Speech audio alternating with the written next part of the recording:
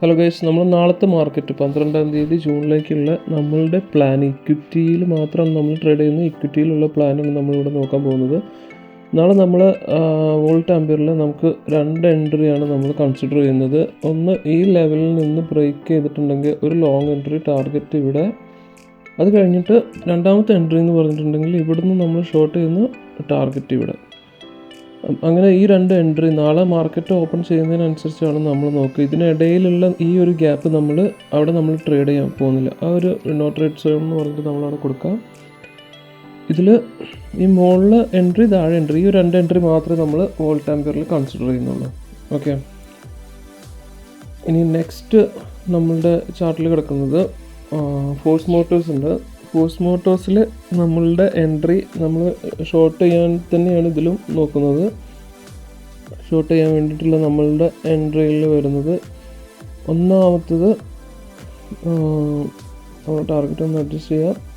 നമ്മൾ ഒന്നാമത് short entry എടുക്കുമ്പോൾ നമ്മൾ പ്രീവിയസ് ലെവലൊക്കെ വെച്ചിട്ടാണ് നമ്മൾ പ്രീവിയസ് റേഞ്ച് ക്യാൻഡിൽസും എല്ലാം നോക്കിയിട്ടാണ് ഈ ലെവൽസ് എല്ലാം വരച്ചിട്ടുള്ളത്. അപ്പോൾ നമുക്ക് നാളെ ഈ ഒരു റേഞ്ചിൽ ഷോർട്ട് ചെയ്തിട്ട്, അതായത് ഇവിടെ മുതൽ ഷോർട്ട് ചെയ്തിട്ട്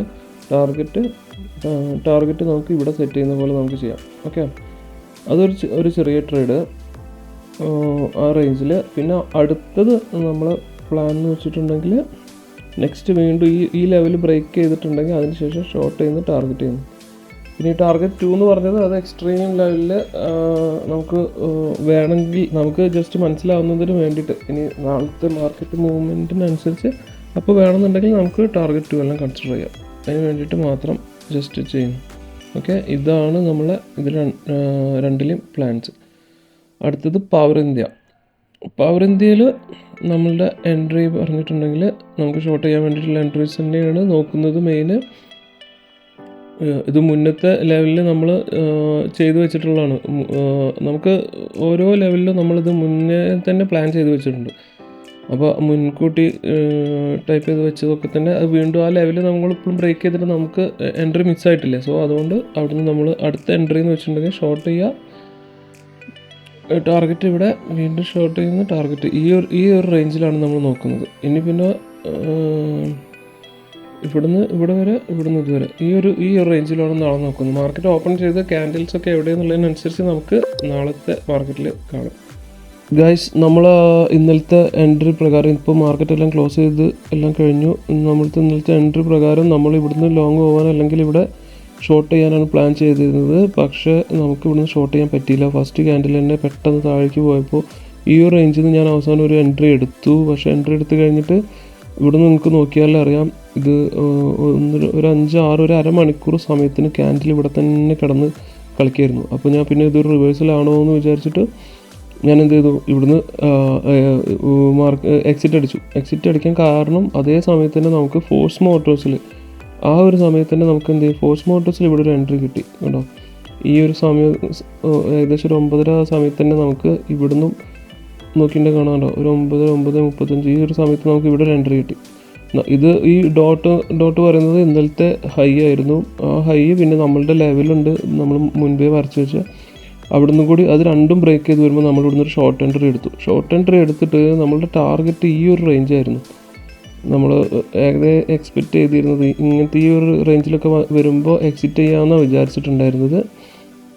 പക്ഷേ മാർക്കറ്റ് ഇവിടെ വന്നു, ഇവിടേക്ക് എത്തിയ സമയത്ത് നമുക്കൊരു 6,000 രൂപയ്ക്ക് പ്രോഫിറ്റ് ഉണ്ടായിരുന്നു. പക്ഷേ പ്രോഫിറ്റ് ഒന്നും ബുക്ക് ചെയ്തില്ല.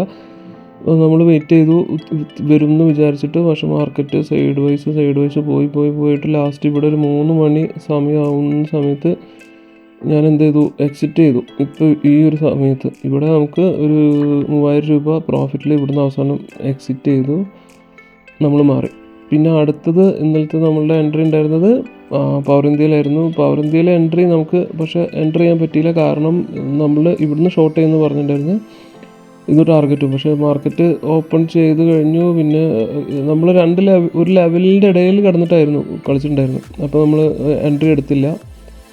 പിന്നെ കുറേ കഴിഞ്ഞിട്ട് ഇവിടുന്ന് ബ്രേക്ക് ചെയ്ത സമയത്ത് വേണമെങ്കിൽ എൻട്രി ഉണ്ടായിരുന്നു. പക്ഷേ ആ സമയത്ത് നമ്മൾ ഫോഴ്സ് മോട്ടോഴ്സിൽ നമുക്ക് ഓൾറെഡി എൻട്രി ഉണ്ടായിരുന്നു, പൊസിഷൻ ഉണ്ടായിരുന്നു. അപ്പോൾ അതുകൊണ്ട് നമ്മൾ ഇതിലൊന്നും കയറിയിട്ടുണ്ടായിരുന്നില്ല. എന്നിട്ട് നമ്മൾ ഫസ്റ്റ് വോൾട്ട് ആംപിയറിൽ ഒരു എൻട്രി എടുത്ത് പറഞ്ഞതിൽ ഒരു 355 ലോസും രണ്ടാമത്തേൽ ഒരു 3550 പ്രോഫിറ്റും, ടോട്ടൽ ഒരു 3200 നമ്മളുടെ പിയാനിൽ വന്നിട്ടുള്ളത്. ചാർജ് എല്ലാം പോകാനുണ്ട്.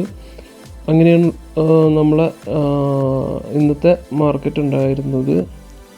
ഇതിപ്പോൾ ഇങ്ങനെ പോയിട്ടുണ്ടെങ്കിൽ നമ്മൾ ഐഫോൺ സെക്കൻഡ് ഹാൻഡ് മേടിക്കും തോന്നുന്നു. ഇപ്പോൾ ഒരു 4-5 ദിവസമായിട്ട് നമുക്ക് നമ്മളെ ലെവലിലൊന്നും മാർക്കറ്റ് അങ്ങ് വരുന്നില്ല. എന്തായാലും ഒക്കെ നമുക്കൊരു പ്രോബബിലിറ്റി ആണല്ലോ, നമ്മൾ മാർക്കറ്റിൽ പ്രോബബിലിറ്റി നോക്കിയിട്ട് എൻട്രി എടുക്കുക, എക്സിറ്റ് ചെയ്യുക. അതാണ് നമ്മളുടെ